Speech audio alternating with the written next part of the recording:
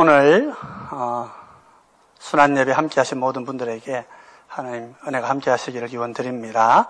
우리 모두 한 마음으로 우리 오르겐 반주에 맞추어서 같이 묵상기도 드리심으로 오늘 순환 예배 하나님 앞에 드리도록 하겠습니다.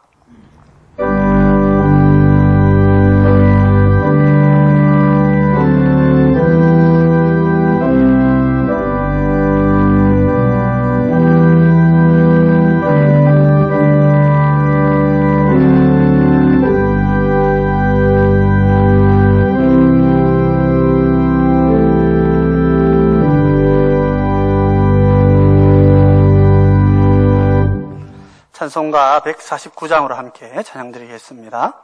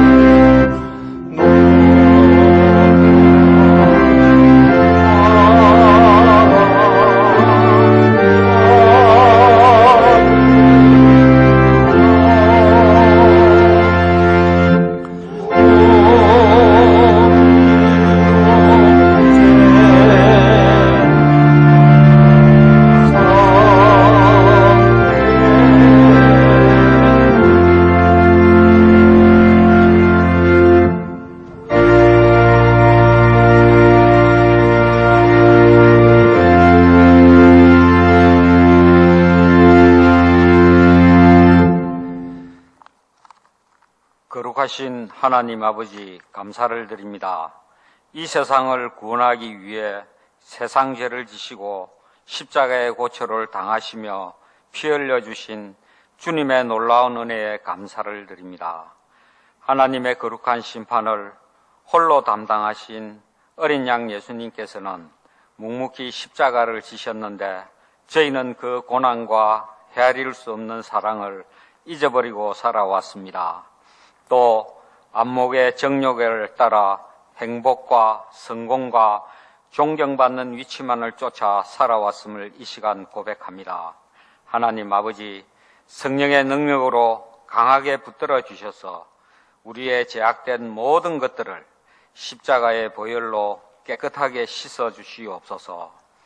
나귀 새끼를 타고 입성하셨던 주님의 겸손을 본받지 못하고 내 고집과 주장이 또 내 교만이 형제를 멸시하며 나의 그릇된 소견이 교회를 어지럽게 만들지 않았는지 이 시간 회개합니다. 하나님 아버지, 주님을 닮아 진실한 사랑의 도를 행하게 인도하여 주시옵소서. 성령의 크신 능력으로 저희들의 모든 인격과 생각을 바로잡아 주시옵소서. 분열보다는 일치를, 갈등이 아닌 화해를, 상처보다는 치유를 배우게 도와주시옵소서. 하나님 아버지, 작은 바이러스 하나에 전 세계가 속절없이 무너짐을 보면서 우리의 인생이 아무것도 아님을 느낍니다. 코로나19로 각자의 처소에서 드려지는 성도들의 예배도 귀하지만 하나님의 능력으로 감염 확산을 막아주시고 코로나19가 퇴치되어서 모든 성도들이 마음 놓고 예배당에 모여 기도하고 할렐루야 찬양하며 예배드리는 시간이 속히 오게 하여 주시옵소서.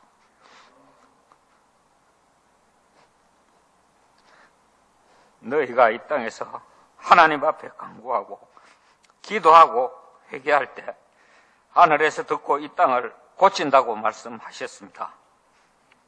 우리 모두 하나님 앞에 엎드려 믿음으로 간구하면 이 어려운 고난이 물러갈 줄로 믿습니다. 기도로 승리하는 한국교회가 되고 전 세계가 하나님 앞에 체험하는 역사가 있게 하여 주시옵소서. 죽음을 이기시고 새로운 부활의 아침을 맞으셨듯이 절망하고 사는 모든 사람들이 다시 일어나고 깨어나는 소망의 새날을 맞게 하시옵소서. 더 기도하고 말씀 보며 더 순종하고 살게 하시고 아버지의 뜻을 온전히 받들어 세상에 나타내기에 부족함이 없도록 인도하여 주시옵소서. 이 시간 말씀을 전하고자 단위에 서신 목사님을 오른팔로 붙잡아 주셔서 생명력 있는 말씀을 전하게 하시고 그 말씀으로 모든 성도들이 은혜 받고 치유함을 받게 하시옵소서. 온 세상의 죄를 홀로 지시고 십자가에서 승리하신 예수님 이름으로 기도드립니다. 아멘.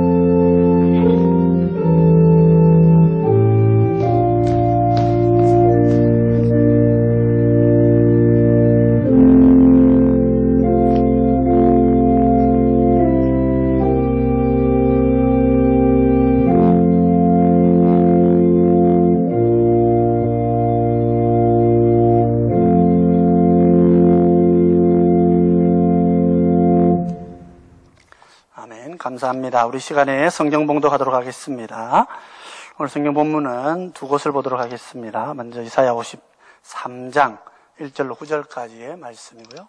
누가복음 24장 25절로 27절까지의 말씀입니다. 이사야 53장 1절로 9절까지의 말씀을 봉독하도록 하겠습니다. 우리가 전한 것을 누가 믿었느냐? 여호와의 팔이 누구에게 나타났느냐? 그는 주 앞에서 자라나기를 연한 순 같고 마른 땅에서 나온 뿌리 같아서 고운 모양도 없고 풍채도 없은즉 우리가 보기에 흠모할 만한 아름다운 것이 없도다. 그는 멸시를 받아 사람에게 버림받았으며 간고를 많이 겪었으며 질고를 아는 자라. 마치 사람들이 그에게서 얼굴을 가리는 것 같이 멸시를 당하였고 우리도 그를 귀히 여기지 아니하였도다. 그는 실로 우리의 질고를 지고 우리의 슬픔을 당하였거늘 우리는 생각하기를 그는 징벌을 받아 하나님께 맞으며 고난을 당한다 하였노라. 그가 찔림은 우리의 허물 때문이요 그가 상함은 우리의 죄악 때문이라.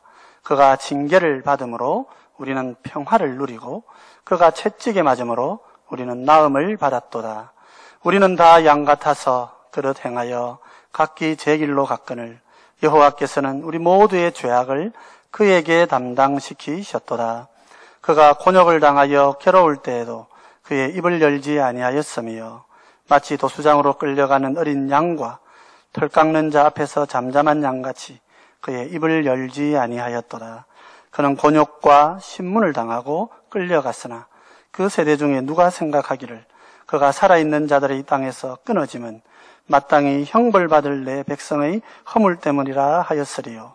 그는 강포를 행하지 아니하였고 그의 입에 거짓이 없었으나 그의 무덤이 악인들과 함께 있었으며 그가 죽은 후에 부자와 함께 있었도다. 아멘. 우리 누가복음 24장입니다. 24장 25절로 27절까지 말씀입니다. 이르시되 미련하고 선지자들이 말한 모든 것을 마음에 더디 믿는 자들이여 그리스도가 이런 고난을 받고 자기의 영광에 들어가야 할 것이 아니냐 하시고 이에 모세와 모든 선지자의 글로 시작하여 모든 성경에 쓴 바 자기에 관한 것을 자세히 설명하시니라. 아멘.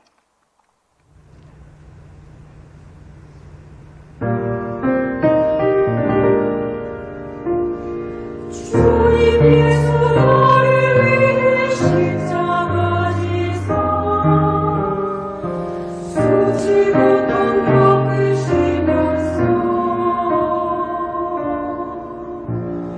구속하여 영원 생명 내게 주시니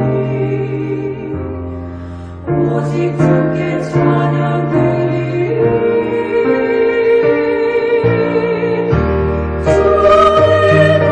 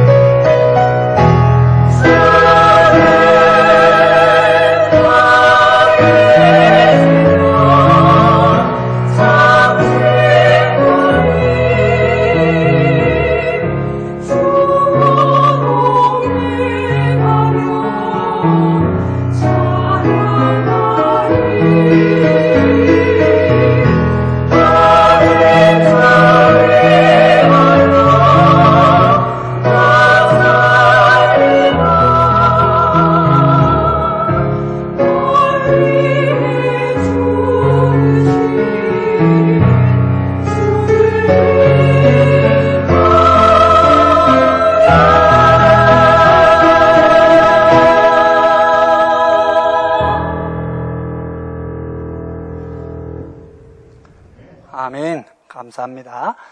우리 참 오래간만에 또 우리 성도들의 찬양을 들으니까 참 마음이 참 감사합니다. 오늘 함께 해주셔서 감사드리고요. 우리 같이 한번 기도하십시다. 사랑하는 주님, 특별히 주님의 고난을 한 주간 저희들이 묵상하고 이 시간에 주님 죽으신 날 함께 모여 그 죽으심을 기념하며 주님 앞에 예배를 드립니다. 우리 삶에 찾아오신 주님, 우리에게 구원을 주시고 우리의 생명이 되신 주님을 우리 마음에 항상 붙들고 우리의 삶에도 십자가 있음을 알게 하시고 그 주님의 길을 함께 걸어가는 우리 모두가 될 수 있도록 은혜 더하여 주시옵소서. 오늘 시간 주님 우리 모두에게 능력과 권능이 되어 주시기를 간절히 원하옵고 예수님 이름으로 기도드립니다. 아멘. 예, 오늘 우리 정사 예배라 그러죠. 예수님 십자가에 못 박혀 죽으심을 기념하는 예배에 여러분 함께 해주셔서 감사를 드립니다. 특별히 오늘 시간에 하나님 은혜가 함께 하시는 귀한 시간 되시기를 바랍니다. 우리 좌우에 계신 분들하고 인사하십시다. 우리 사랑합니다.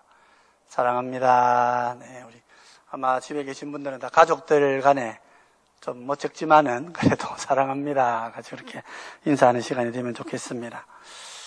우리 이번 주간은 예수님께서 예루살렘에 입성하심으로 시작하여서 많은 논쟁과 변정을 거치시고 오늘 이렇게 십자가형을 언도받고 죽으시고 우리의 시간으로는 지금 무덤에 이렇게 묻히시는 그 날을로 해서 사실상 한 주간 이렇게 마감을 하게 됩니다. 내일 하루는 주님께서 무덤에 이렇게 계시는 하루가 되었을 것이다. 그렇게 우리가 볼 수 있겠지요. 그래서 우리도 한 주간 동안에 예수님의 고난을 여러분들 묵상하시고 또 그 의미들을 생각하면서 오늘 이 자리에 예배에 함께 하신 줄 믿습니다. 그러나 사실 성경을 읽어보면 사람들은 예수님께서 고난을 받으신다는 것에 대해서 잘 그렇게 생각해 오지 않고 있었다 하는 것을 볼 수가 있습니다. 오히려 사람들은 메시아가 이 땅에 오시면은 위대한 능력과 권능을 가지고 열방을 물리치고 온 세계에 자기들을 후딱 세워주는 그런 위대한 메시아, 성공의 메시아, 어떤 면에서 영광의 메시아가 찾아오실 것이다. 그렇게 생각했던 것을 볼 수가 있죠. 그래서 그들은 예수님께서 낙이 타고 이렇게 예루살렘으로 들어오실 때에도 그 의미를 잘 이해하지 못했습니다. 그냥 예수님께서 구약에 예언이 되어 있으니까 그냥 그렇게 낙이 타고 오신 것이지 그것이 십자가의 길이라든지 자신을 죽이시는 길이라는 것을 사람들은 생각하지를 못했지요. 메시아에게 고난이 있다는 말은 분명히 구약 성경에 기록이 되어 있었음에도 불구하고 당대에 그것을 생각하는 사람은 아무도 없었던 것 같습니다. 예수님의 제자들도 마찬가지입니다. 예루살렘 성전으로 이렇게 성으로 올라오는 시간이 다가올수록 제자들은 예수님과 먼발치에 서서 저리로 올라가면 누가 진짜 예수님의 우편과 좌편에 앉을 거냐? 누가 정말 새 나라의 위대한 장관이 될 것이냐? 어떤 제자들은 어머니까지 동원해가지고 그렇게 예수님에게 청탁도 하고 하는 모습들을 우리가 생각해 볼 수가 있지요. 그런데 주님께서 돌아가신 것이죠. 우리 주님께서 오늘 우리가 그것을 기념하는 그대로 정말 역사적으로 예수님은 돌아가셨습니다. 오늘 우리는 그것을 기념하기 위해 이 자리에 모여 있는 것입니다. 그래서 오늘 우리는 분명히 주님의 죽으심의 의미를 깊이 생각해야 합니다. 많은 사람들은 하나님, 주님, 그러면 영광과 존귀함을 생각하고 삽니다. 그래서 이 땅에서 우리가 잘 되고 성공하고 잘 되는 나를 생각하고 성공적으로 크게 이렇게 이름을 떨치는 그런 나를 생각하기가 쉽지요. 그런데 주님은 영광을 얻으셨으나 분명히 십자가에 죽음을 거치고 영광을 얻으신 것입니다. 그래서 우리는 우리의 영광 앞에 있는 이 고난의 죽음을 항상 생각해야 하는 것입니다. 특별히 오늘 시간에 사람들이 예수님의 죽으심에 대해 가졌던 기대들을 한번 생각도 해보고 또 주님께서 죽으신 의미도 한번 생각해보고 그 죽으심이 우리에게 무엇을 요청하고 있는지도 묵상하면서 오늘 주님의 죽으심을 기념하는 우리 성도들의 마음속에 그리스도께서 받으신 이 고난이 나에게 어떤 의미로 다가와야 하는지 우리 함께 묵상하면서 은혜를 나누고자 합니다.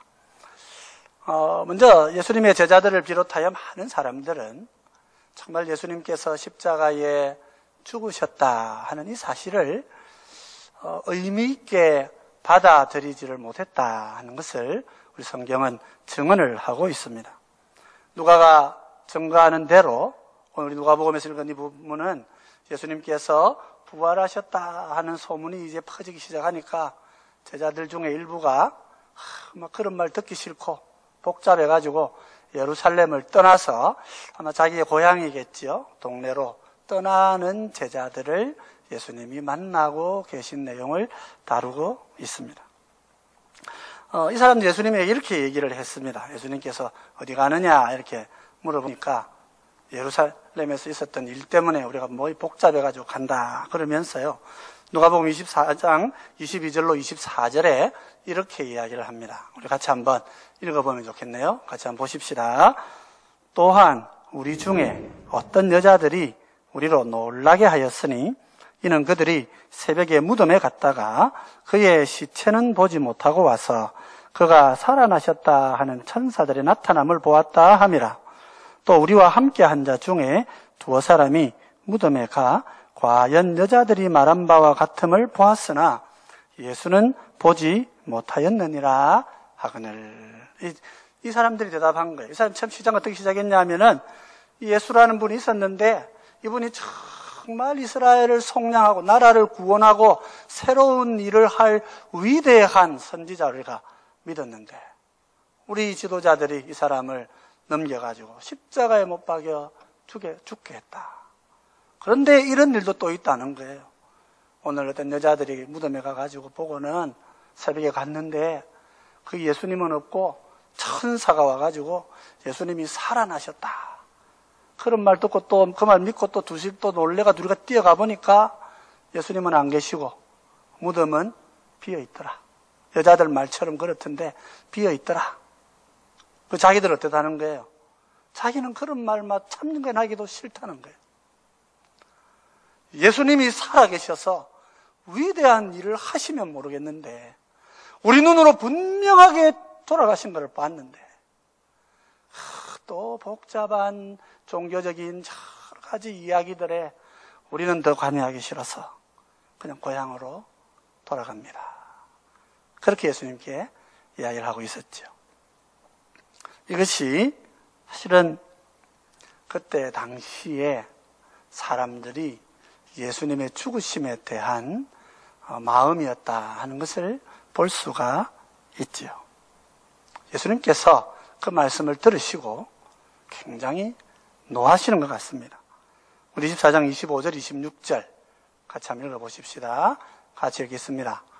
이르시되 미련하고 선지자들이 말한 모든 것을 마음에 더디 믿는 자들이여 그리스도가 이런 고난을 받고 자기의 영광에 들어가야 할 것이 아니냐 하시고 예수님 뭐라 그러십니까? 미련하고 선지자들의 증거를 마음에 더디 믿는 자들이여 그렇게 얘기하셨어요. 그리스도는 고난을 받고 영광에 가는 분이어야 하지 않느냐 그렇게 얘기하신 거예요. 이 구성이 참 제자들이 받아들이지 못했던 것이고 사실 오늘 우리 많은 사람들도 받아들이지 못하는 내용 중에 하나입니다. 고난을 통하여서 영광에 들어가는 것이다. 한 예수님의 진리를 사람들은 받아들이기가 참 어려웠던 것 같아요. 그래서 예수님께서 어떻게 하셨냐면은 구약의 성경을 쭉 풀어주십니다. 27절 말씀 같이 한번 보실까요? 같이 읽어보십시다. 이에 모세와 모든 선지자의 글로 시작하여 모든 성경에 쓴 바 자기에 관한 것을 자세히 설명하시니라. 누가가 뭐라 그럽니까? 자신에 관한 것을 자세하게 설명하셨다. 그렇게 얘기하는 거예요. 사실 무슨 말이냐면 모든 구약 성경에 예수님께서 고난을 받고 영광에 들어가신다고 하는 이 진리가 이미 증언이 되었는데 성경을 그렇게 오랫동안 읽어왔던 사람들이 아무도 성경의 증언을 이해하고 있지 못했다는 것입니다. 예수님의 제자들일지라 예수님께서도 분명히 제자들에게 고난에 대해서 얘기하셨는데도 제자들은 모두가 다 하나같이 예수님의 고난받으시는 모습을 상상하지를 못했다 하는 것을 우리에게 알려주고 있죠. 사실 더 놀라운 사실은 이것을 기록하고 있는 선지자 이사야의 태도입니다. 이사야도 하나님께로부터 이 말씀을 받고 이거를 믿을 수가 있겠나 의문을 던집니다. 이사야 53장 1절 같이 한번 볼까요? 이사야 53장 1절 말씀입니다. 같이 한번 읽어보십시다. 우리가 전한 것을 누가 믿었느냐? 여호와의 팔이 누구에게 나타났느냐? 여기 이제 전한 것을이라고 하는 이 말은 원어로 보면 전했다고 되어 있지 않고 우리가 들은 것을 이렇게 되어 있어요. 우리가 들은 것을 누가 믿었느냐 이렇게 되어 있어요. 사실은 이 무슨 말이냐면 우리가 들은 이 이야기를 내가 들은 이 메시아에 대한 이 예언을 누가 믿을 수 있겠느냐 이거예요. 여호와의 팔이 누구에게 나타났느냐 하면 여호와의 팔은 능력의 팔이고 전능자의 권능의 팔입니다. 이 팔은 누구에게 나타나야 됩니까? 메시아를 위하여 사용되어지는 팔로 나타나야 되는데 선지자가 본 환상은 뭡니까? 이 팔이 메시아를 두들겨 패는 팔이더라는 거예요. 여호와의 팔이 도대체 어느 쪽으로 향하고 있느냐 말이에요. 어느 쪽으로. 우리가 이 이야기를 들었는데 과연 믿을 수가 있겠느냐? 이게 52장 14절 15절에는 이렇게 이야기가 되어 있습니다. 우리 14절 15절 같이 한번 봅시다. 전에는 그의 모양이 타인보다 상하였고 그의 모습이 사람들보다 상하였으므로 많은 사람이 그에 대하여 놀랐거니와 그가 나라들을 놀라게 할 것이며 왕들은 그로 말미암아 그들의 입을 봉하리니 이는 그들이 아직 그들에게 전파되지 아니한 것을 볼 것이요 아직 듣지 못한 것을 깨달을 것임이라. 무슨 말입니까? 메시아께서 이 땅에 찾아오실 것인데 그는 모든 사람들을 놀래킬 만큼 그렇게 상하고 깨어진 모습으로 이 땅에 오실 것이다. 온 세상이 놀랄 것이다. 그래서 우리의 전한 것을 우리가 듣고 그렇게 전해준 것을 도대체 누가 믿겠느냐 말이에요. 누가 하나님의 팔이 메시아를 두들겨 팬다고 누가 그것을 믿을 수가 있겠느냐 하고 이사야가 이야기하고 있는 것입니다. 사랑하는 성도 여러분, 우리들은 어떻습니까? 우리들은 우리의 삶에 고난이 찾아온다는 사실을 믿을 수가 있습니까? 예수 그리스도를 따르고 예수 그리스도를 믿고 온 우주의 창조주이시고 구속주이신 하나님을 믿고 그분을 따르고 살아가는 내 인생에 고난이 찾아온다는 사실을 믿을 수가 있느냐 말이에요. 열방의 왕들도 할 말을 잃고 이 소식을 전하는 선지자도 할 말을 잃었다는 것입니다. 오늘날에도 많은 사람들은 교회를 찾아와서 고난보다는 영광을 말해주기를 원하고 고통보다는 위대한 승리를 이야기 듣기를 원하는 시대를 우리가 살고 있지는 않습니까? 그러나 우리 기억해야 될 게 뭡니까? 우리의 왕은 고난을 통하여서 영광의 자리로 오신 분이시다 하는 것입니다. 고난이 있고서야 영광이 찾아오셨던 거예요. 낙이 새끼 타고 낮은 신분으로 그렇게 찾아오신 주님은 십자가의 길을 걸으시고 나서야 하늘의 위대한 왕으로 그렇게 이 땅에 오셨던 분이신 것입니다. 그러면 우리 성도들을 어떻게 살아야 되겠습니까? 우리에게도 고난과 아픔이 있다는 사실을 기억해야 될 필요가 있는 것입니다. 우리 주님께서는 고난을 통과하신 분이시지 고난 없이 영광의 자리에 그렇게 가신 분이 아니시라는 거예요. 이분이 이스라엘을 성장하고 놀랍고 위대한 일을 해주실 분이다.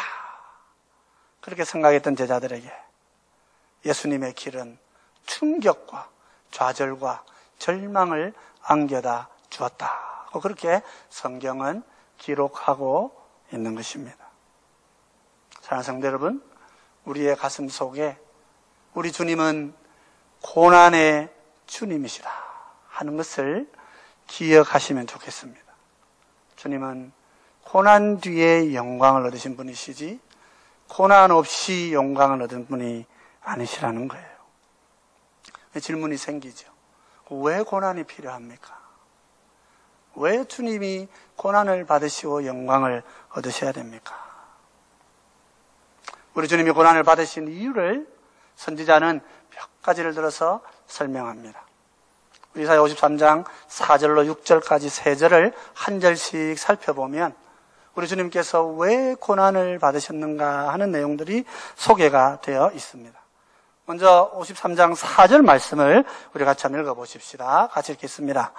그는 실로 우리의 질고를 지고 우리의 슬픔을 당하였거늘 우리는 생각하기를 그는 징벌을 받아 하나님께 맞으며 고난을 당한다 하였노라. 먼저 예수님은 우리의 질고를 지시고 우리의 슬픔을 당하시기 위해 고난을 받으셨다 하고 성경은 이야기하는 것입니다. 하나님께 창조받은 우리 온 피조물들은 하나님의 영광 아래에서 좋고도 선한 삶을 살 수 있었지만은 우리가 범죄하고 타락하고 난 다음에 우리의 모든 심령과 삶들이 우리 영의 모든 기능이라고 말할 수 있는 우리 모든 것들이 다 부패하고 상하고 깨어져 버린 거예요. 우리 삶은 우리의 심령 가운데에서 고통당하고 질고를 겪고 고난을 겪고 고통 가운데 죄 속에 썩어 문드러져서 그렇게 우리가 살아가는 존재가 되었다 하는 것입니다.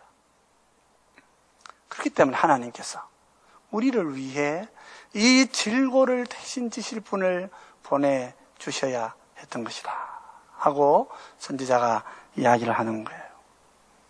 오늘 많은 사람들이 특히 크리스찬들까지도 우리의 인간은 악하지 않고 우리 인간은 선하다고 생각을 하고 살아갑니다. 여러분 정말 우리가 선합니까? 정말 인간이 선합니까? 우리 인간은 결코 선하지 못하지요. 도덕과 모든 윤리를 깨어부수고 나면 어떻게 합니까? 그런 부끄러운 마음을 가져야 될 것인데 부끄러움조차 없는 삶을 사는 게 우리 인간이라는 거예요. 이런 인간이기 때문에 우리의 심령은 속에서 썩어서 문드러지고 우리의 육신의 질병뿐만 아니라 우리의 영이 이미 부패하고 피폐해서 우리는 수많은 신음과 영적인 고통 속에 살아가고 있는 존재라는 거예요. 그래서 하나님께서 그 고난의 질고를 멈추게 하기 위해서 우리 가운데 찾아오셔서 우리의 모든 질고를 지실 분을 우리 가운데 보내주셨다 하고 이야기를 하는 것입니다. 5절에 이렇게 얘기합니다. 우리 5절 같이 읽어볼까요? 5절입니다. 그가 찔림은 우리의 허물 때문이요 그가 상함은 우리의 죄악 때문이라. 그가 징계를 받음으로 우리는 평화를 누리고 그가 채찍에 맞음으로 우리는 나음을 받았도다. 무슨 말입니까? 우리는 허물과 죄악투성이의 존재라는 것입니다. 하나님께로부터 버림을 받고 하나님과 멀어져 있는 우리의 영은 더 이상 이 땅 가운데 거룩과 의를 이루고 살지를 못하는 것입니다.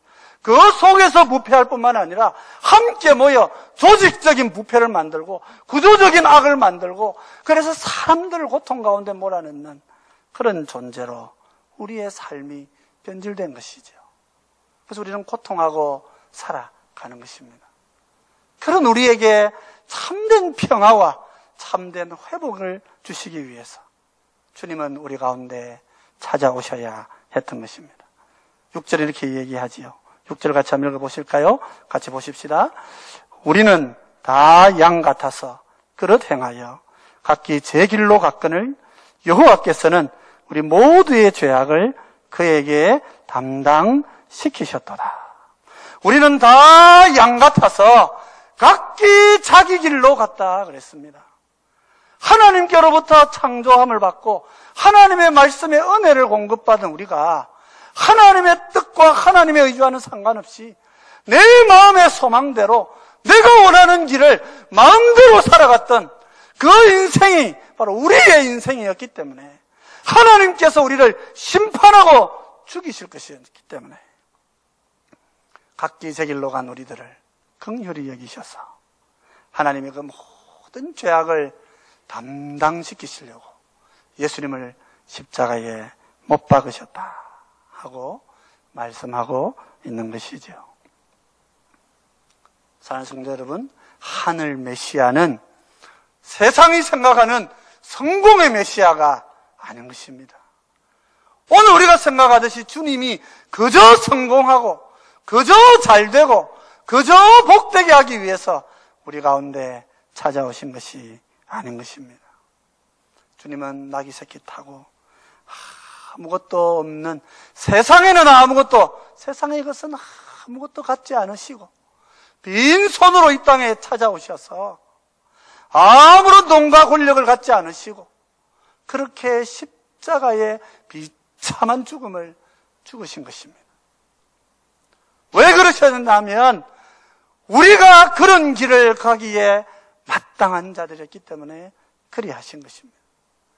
인간이 하나님을 버리고 하나님을 떠나 하나님의 말씀과 하나님의 약속의 은혜를 부정하고 살아왔기 때문에 하나님 앞에 심판받아 이미 죽은 자리에 있었기 때문에 그런 우리를 위해 그렇게 십자가에 달려 죽으신 것이었죠. 그래서 우리는 주님의 죽으심 앞에서 나의 죄인됨을 깊이 돌아보아야 합니다. 구제할 수 없는 인간이라고 하는, 구제할 수 없는 나라고 하는 존재를 깊이 발견해야 하는 것입니다. 우리가 주님의 죽으심의 의미를 참되게 깨닫고 알 수 있는 유일한 길은 나의 죄됨의 심각함이 어떤 것인지, 우리 인간이 얼마나 비참한 자리에 처해 있는 존재인지 우리 자신을 깊이 돌아보아야 하는 것입니다. 오늘 장로님 기도하셨던 것처럼 여러분 조그마한 눈에 보이지도 않는 바이러스 하나에 우리의 인생이 자랑하던 모든 것이 무너져 내렸습니다. 정치적인 이데올로기, 경제적인 진보, 성장, 혹은 기술적인 능력들, 모든 것들이 한순간에 내려앉는 그게 우리 인간의 주소라는 것을 우리가 기억해야 하는 거예요. 이것이 우리 인간의 본질이라는 걸 우리가 깊이 깨달아야 되는 거예요. 그저 뭐가 좀 있을 줄 알았는데 세상에 마스크가 없어가지고 정부가 나서가지고 공급을 한다 그래도 지금 제대로 안 되고 있는 게 우리 사람의 세상인 거예요. 우리가 언제 그런 거 한번 걱정해 본 적이 있습니까? 근데 이게 우리의 현실이에요. 그 바이러스가 무서워가지고 우리 교회에서 예배 드리지만은 2m 뚝뚝 떨어져서 앉아서 우리 예배 드릴 것입니다. 우리가 거기에 걸리면 쓰러질 줄 우리가 알기 때문에 그런 거예요. 우리의 질고와 우리의 연약함과 우리의 죄악된 현실과 우리가 아무리 과학을 말하고 아무리 기술을 말하고 아무리 돈을 말하고 아무리 성숙했다고 이미 성장한 시대에 우리가 왔다고 아무리 주장해도 인간은 죄인일 뿐인 것입니다. 우리 모두는 날 때부터 죄인인 것입니다. 우리 힘으로 그 누구도 우리를 위해 대신 죽어줄 수 없는 그런 비참한 존재라는 사실을 우리 모두가 깊이 깨달으시는 그런 귀한 시간들이 되시기를 주의 이름으로 축원드립니다. 그런데 우리 주님께서 자신의 십자가 지신 삶을 우리에게도 요청하신다는 것을 기억해야 한다는 것입니다. 주님이 십자가를 지시고 하늘의 그 영광의 삶을 우리 가운데 허락해 주셨는데, 오늘 우리 성도들은 그러면 이제 우리는 그거 받아가지고 우리도 흥청망청 즐기고 살면 되는 거 아닙니까? 그렇게 생각하는 우리들에게 오늘 주님은 말씀하시는 거예요. 너희는 너희의 십자가를 지고 나를 따라야 한다 하시는 것입니다. 우리 누가복음 14장 27절 말씀을 같이 한번 읽어보실까요? 예수님 이렇게 말씀하시죠. 같이 읽어보십시다. 누구든지 자기 십자가를 지고 나를 따르지 않는 자도 능히 내 제자가 되지 못하리라. 예수님은 자신의 십자가 지시기 이미 전에 제자들에게 말씀하셨습니다. 너희는 너희의 십자가를 지고 나를 따라와야 할 것이라. 주님은 주님의 십자가를 지시고 가시지만은 우리는 우리의 십자가를 지고 주님을 따라야 한다고 말씀하시는 것입니다. 물론 우리가 지는 십자가는 주님이 지시는 십자가와는 다른 십자가일 것입니다. 오늘 우리가 선교의 역사를 보면 많은 나라의 복음이 전해지는 그 자리자리마다 많은 사람들의 순교에 피가 뿌려졌다는 사실을 우리가 알 수 있죠. 우리나라에도 누군가의 흘린 그 피를 통하여 복음이 우리나라에 전해진 것입니다. 그래서 우리가 주님이 십자가 지라 그러시면은 정말 우리도 그렇게 순교를 각오하고 살아야 되는 건가, 그런 생각을 하기가 쉽지요. 그래서 그것은 누구나 몇몇 사람들이나 지는 그런 십자가다, 그렇게 생각하고 십자가를 도외시하려고 하는 마음들이 가운데 생길는지 모르겠습니다. 근데 사도 바울이 우리에게 우리의 십자가를 이렇게 설명하고 있어요. 로마서 8장 12절로 14절 우리 같이 한번 읽어보십시다. 같이 읽겠습니다. 그러므로 형제들아, 우리가 빚진 자로 돼 육신에게 져서 육신대로 살 것이 아니니라. 너희가 육신대로 살면 반드시 죽을 것이로되 영으로서 몸의 행실을 죽이면 살리니 무릇 하나님의 영으로 인도함을 받는 사람은 곧 하나님의 아들이라. 이곳에서 바울은 우리가 져야 되는 십자가를 말해줍니다. 우리가 지는 십자가는 어떤 십자가예요? 육신에 빚져서 육신대로 살지 않는 것이 우리의 십자가라는 것입니다. 너희가 육신대로 살면 반드시 죽을 것이로되 영으로서 몸의 행실을 죽이면 살 것이라. 그렇게 말씀하시는 거예요. 성도는 주님의 고난을 생각하면서 나에게 주신 그 영광의 삶을 생각하면서 다시 한번 내가 죽여야 될 나의 육신을 떠올려야 한다는 것입니다. 내가 이 땅을 살아가면서 내 자신의 욕망과 내 자신의 욕심과 아직까지도 육신이 요구하는 대로 내 인생을 헌신하고 살고자 하는 그 모든 마음들을 죽이고 끊어내지 않고서는 영광의 하나님의 백성으로 살아갈 수가 없다는 것입니다. 우리 모두는 거룩한 하나님의 영이 되어서 성령님께서 우리 가운데 보이시는 거룩한 은혜의 삶을 향하여, 영적인 삶을 향하여 전진하고 달려가면서 내 육신에 있는 모든 악들을 끊어내고 버리고 결단하고 정돈해야 한다는 것이지요. 주님께서 십자가에 죽어주셨기 때문에 이제 우리의 십자가는 그렇게 우리가 질 수 있는 십자가가 됐다는 것입니다.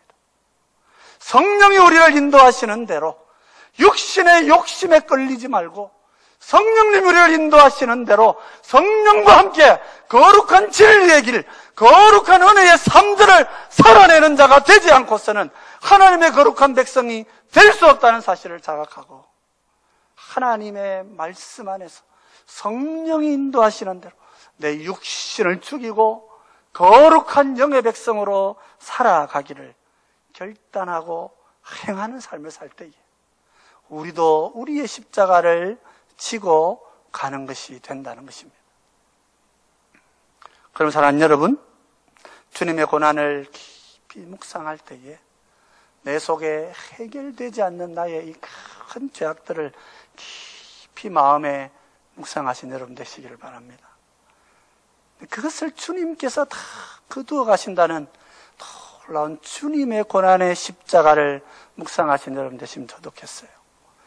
한 걸음 더 나아가서 내 인생의 십자가, 내 육신의 욕망과 욕심을 끊어버리고 기꺼이 죽기를 바라고 나를 죽이고 주님의 영광의 자리에 함께 참여하겠다고 결심하고 하나님이 주시는 은혜의 길을 순종하며 살아갈 수 있는 그 십자가를 함께 묵상할 수 있다면 오늘 우리 성도의 고난의 주간은 하나님의 은혜로 충만할 줄 믿습니다.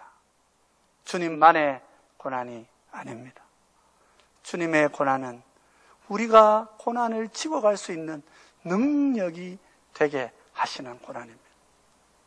우리의 삶 가운데서도 주님과 더불어서 우리의 삶의 육신의 모든 욕심들을 끊어버리고 참된 영광의 삶을 향해 나아가는 그런 주의 백성이 되시기를 주의 이름으로 축원드립니다. 이제 말씀을 정리하십시다.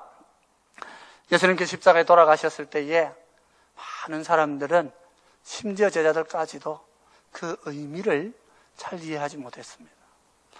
그들은 도리어 질문을 했습니다. 왜 메시아가 고난을 거치고 영광을 얻으셔야 되느냐? 처음부터 영광 얻으시면 되지. 왜 그 길을 가시느냐고. 그 길은 받아들일 수 없는 길이라고. 그 주님을 떠나는 사람들이 생겨나는 것을 볼 수가 있는 것이지요. 그러나 주님은 고난을 통하여 영광에 들어가십니다. 왜 그렇습니까? 우리의 삶에 있는 우리의 깨어진 이 인생이 얼마나 심각하고 얼마나 무거우신 줄 아시는 분은 주님 자신이기 때문에 그런 것입니다. 사람은 언제나 죄를 가볍게 하려고 노력합니다. 내가 지은 죄를 언제나 가벼운 것이라고 이야기해요. 뭐 그냥 사과나무 하나 따먹은 거 아니냐고 그렇게 생각해요. 우리 C.S. 루이스가 쓴 난의 연대기에 보면은 뭐 그냥 터키시 딜라이트 그 과자 하나 먹은 거 아니냐고. 애들이 과자 하나 먹은 거 갖고 뭐 시비를 거냐고. 사람들은 그렇게 죄를 생각한다는 거예요. 우리도 그렇습니다. 우리 성도들도. 우리도 우리의 죄를 가볍게 생각하는 거예요. 그 정도 죄는 괜찮지. 그 정도면 뭐 양반이지. 그러면서 우리의 죄를 아무것도 아닌 것처럼 그렇게 죄와 더불어 먹고 마시며 우리는 그렇게 더럽게 살아가고 있는 존재가 되어 있는 거예요. 그러나 주님은 어떠세요?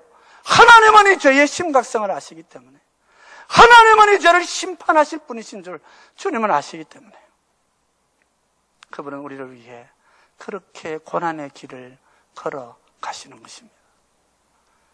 주님의 십자가가 없이 우리의 죄 용서함이 없는 것입니다. 우리가 영광의 십자가, 우리가 영광의 주님만을 바라보기 않고 그 십자가를 바라보고 그 주님의 고난을 깊이 묵상할 수 있다면 오늘 우리의 인생은 정말 회복된 인생이 될 수 있을 것입니다. 주님 우리에게 부탁하시는 거예요. 이제 내가 이룬 이 완전한 십자가를 풍성하게 누리라고 얘기하는 것입니다. 이 십자가 은혜를 풍성히 누리는 유일한 길이 있다면 우리의 죄를 우리 속에서 끊어내는 길입니다. 이전에는 이 죄가 끊어지지 않지만은 이제는 주님의 은혜 가운데 우리의 삶 속에서 죄가 우리를 떠나가게 될 것입니다. 우리가 싸우고 우리가 성령의 은혜를 구하고 우리가 하나님의 능력의 손에 더욱더 매달려 붙잡혀 간다면은 우리 삶 속에서는 모든 죄악들이 하나씩 하나씩 끊어져 나가기 시작할 것입니다. 물론 우리가 그 완전한 것을 보지를 못하겠지요. 또 우리 그런다고 또 우리가 다 깨끗해질 수도 없을 것입니다. 그러나 주님께서는 우리를 십자가로 부르신 것입니다. 여러분 고난 안에서 우리는 영광을 발견하게 될 것입니다. 주님께서 고난을 통하여 영광을 얻으셨던 것처럼 주님의 고난에 함께 참여하여 우리도 나의 십자가를 지고 내 속에 있는 육신의 것들을 끊어내기 시작해 갈 때에 하늘의 하나님의 영광이 우리 가운데 임하게 될 줄 믿습니다.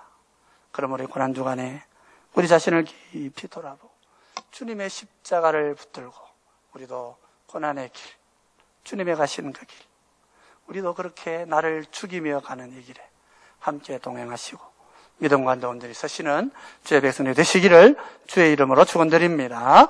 우리 시간에 같이 한번 기도하십시다. 특별히 우리가 주님의 고난을 생각하면서 이 어떤 분들은 그런 오해를 하시는 분들이 있어요. 예수님께서 이 십자가를 지고 가실 때에 예수님 불쌍하다 하고 그 유대 여자들이 울었어요. 그 예수님 뭐라 그러셨어요? 나를 위해 울지 말고 너와 너의 자녀들을 위해 울으라 그랬어요. 십자가에 못 박힌 주님을 연민하는 시간이 아니에요. 이 십자가의 시간은, 십자가를 묵상하는 시간은 우리가 주님을 연민하는 시간이 아니고 우리 죄의 심각함을 깨닫는 시간입니다.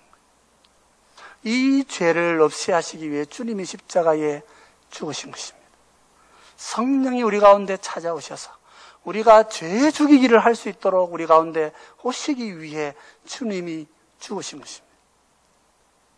우리 자신을 돌아보고 나의 죄인됨을 깊이 깨닫는 하나님, 제가 죄인입니다. 하나님, 제가 죄인입니다. 질고를 지고 죄악을 움켜쥐고 허물을 가지고 아무것도 아닌 죄인입니다. 그저 이 지금 눈에 보이지도 않는 바이러스 하나 나한테 들어오면 그냥 생명도 잃을 수 있는 아무것도 아닌 존재입니다. 고백하십시다. 고백하시고 십자가의 은혜를 감사하면서 내 속에 이 죄를 끊을 수 있도록 성령님 나를 인도해 주시고 우리 하나님 나와 함께 해주셔서 내 인생의 이 영적인 전쟁에서 내가 승리하고 거룩한 하나님의 자녀로 설 수 있도록 하나님 나와 동행해 주시고 우리와 함께 해 주십시오. 주님이 그 약속하신 날이거든요. 오늘이 약속을 사실은 구하지만 우리 가슴에 감격하고 감사하면서 주님 우리에게 승리를 주셨으니 우리가 이것을 누리게 하시고 우리가 이 기쁨을 알게 해 주시옵소서. 우리 같이 한번 주여 한번 부르고 같이 기도하십시다. 주여.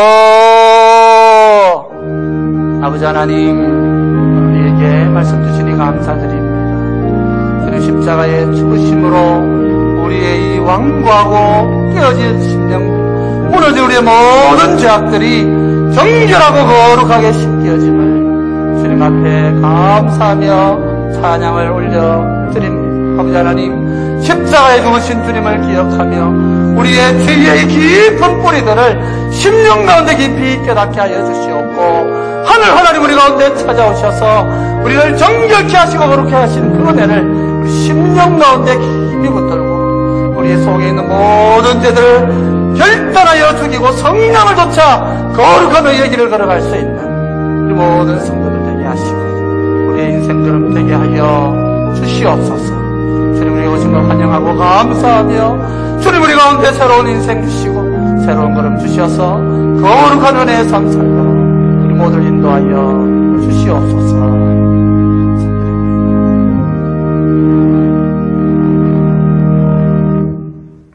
아멘. 우리 이 시간에 찬송가 150장 함께 찬양 드리겠습니다.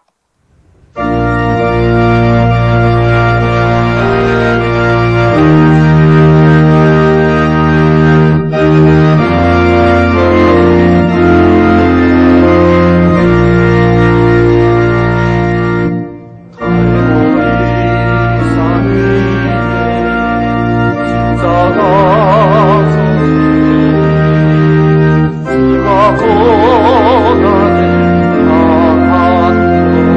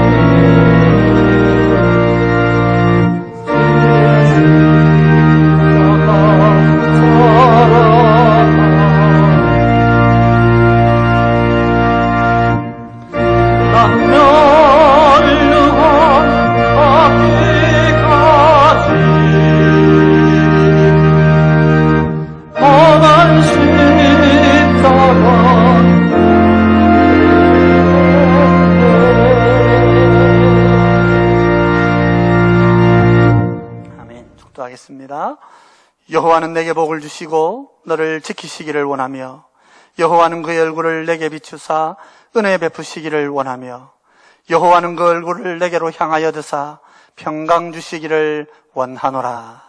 아멘.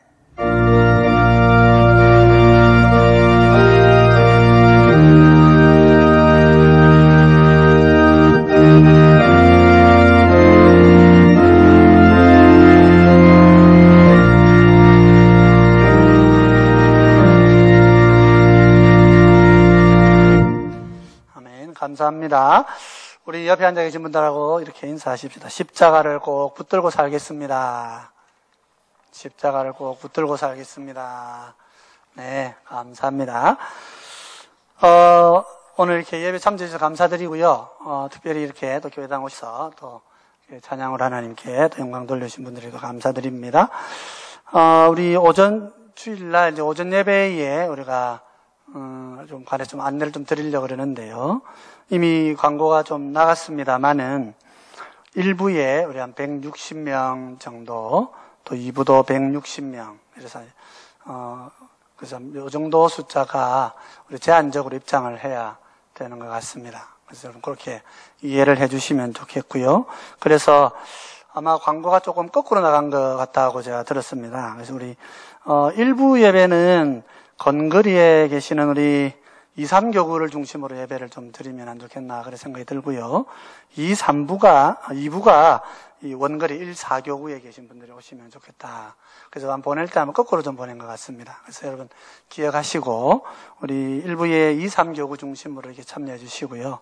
또 2부는 또 1, 4교구를 중심으로 가까이 계신 분들 먼저 1부 예배를 드리고 또 2부 드릴 수 있도록 그렇게 해주시면 좋겠습니다. 근데 160여 분 정도밖에 이렇게 입장이 사실상 안 되기 때문에 가급적이면은 영상으로 예배를 드리고자 하시는 분들은 그렇게 하셔서 같이 해주시면 좋겠고 또 주일학교 자녀들, 어린 자녀들이 있는 분들도 가정에서 그렇게 예배를 드리시면은 오히려 더 좀 좋지 않겠나 싶어요.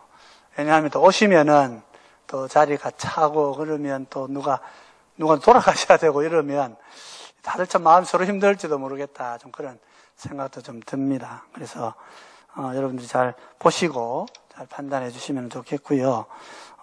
우리 정부 지침으로 보면 체온이 37.5도를 넘어가시는 분들은 이거나 아니면 감기나 몸살 또 호흡기 질환 있으신 분들은 가급적이면 좀 많은 사람들이 있는 곳에는 함께하지 않고 좀 자가 격리를 해주시면 좋겠다. 이제 그런 부탁이니까 여러분 고려해 주시면 좋겠고요. 또 고위험군에 계신 분들, 그래서 기저 질환들이 계신 분들은 아무래도 좀 집에서 자가로 이렇게 좀 예배를 이렇게 드리셔야 되기 때문에 좀 여러분들이 이해를 좀 해주시면은 좋겠습니다. 또 해외를 방문하신 분이나 또 위험 지역들 다녀오신 분들은 또 그렇게 자가 격리를 좀 하셔야 될 것 같고요. 또 마스크를 착용 안 하신 분들은 그날 당일 또 교회에 오시면 안 되는 것 같습니다. 그래서 여러분 마스크를 꼭 착용하시고 오시는 분들은 그렇게 와주시면은 감사드리겠고, 조금 일찍 오셔야 이름도 적고 뭐 이렇게 해서 우리가 동에다가 이렇게 서류를 제출을 해야 됩니다. 그래서 어느 분이 참여하셨는지 이렇게 제출을 해야 되니까 여러분들이 생각하던 것보다는 한 5분 정도 일찍 오셔가지고 이름도 적어 두시고, 또 오시면은 자리에 스티커를 이렇게 붙여 놓을 것입니다. 그러니까 그 스티커 붙어 있는 데만 앉으시도록 그렇게 하셔야 되고, 헌금도 따로 이렇게 하지 않고 들어오시면서 그렇게 넣어주시면은, 헌금함에 이렇게 넣어주시면은 될 것 같습니다. 그래서 여러분들 아직은 우리나라도 그렇고 세계도 그렇고 아직은 안전하지가 않은 것 같습니다. 그래서 19일 이후 또 15일 선거 이후 또 상황이 또 어떻게 달라질는지 우리가 아직 안심할 수 없는 상황입니다. 전염병, 감염병 상황이니까 여러분 양해를 해주시고요. 또 교회들도 모이는 교회도 있습니다만은 다 오시지도 못하고 그런 상황에 있습니다. 그래서 여러분들 너무 초조해하지 마시고 다들 마음 좀 편하게 가지시고, 이때는 조금 우리가 인내해야 된다. 우리 한국 분들은 활발한 분들이라 가지고 집에 가만히 있으라 그러면 너무 힘드시잖아요. 그래서 막 어딘가는 막 좀 나와야 되는데 그러면 좀 어려운 것 같아요. 그래서 국가도 그걸 좀 걱정을 해서 특별히 교회가 좀 이렇게 모이는 걸 좀 자제해달라 이렇게 부탁을 하는데, 조금 뭐 기분이 우리 좀 마음 좀 상하게 좀 말을 하죠. 그래서 마음 좀 상해서 그렇습니다만은 모두의 안전을 생각하는 그런 조처다 생각하시고 또 양해도 하고 마음도 좀 우리가 좀 너그럽게 가지는 게 우리에게도 유익하고 또 다른 분들에게도 유익할 것 같습니다. 어쨌든 우리 부활절 예배는 그래도 교회에서 같이 예배를 좀 드리면 좋겠다 해서 이렇게 준비를 하고 있습니다. 함께 오실 수 있는 분들 오셔서 같이 또 예배도 드리고 서로 인사도 나누고 하면 좋겠고요. 또 오시지 못하시는 분들은 또 못하시는 대로 우리 모두가 다 하나님 앞에 온전한 마음으로 예배하는 것 참 중요한 것입니다. 그래서 우리가 하나님 앞에 부활의 놀라운 은혜를 주신 이 기쁨의 날을 함께 축하하고 감사하는 그런 시간들 함께 가지시면 좋겠습니다. 감사합니다. 수고 많으셨습니다.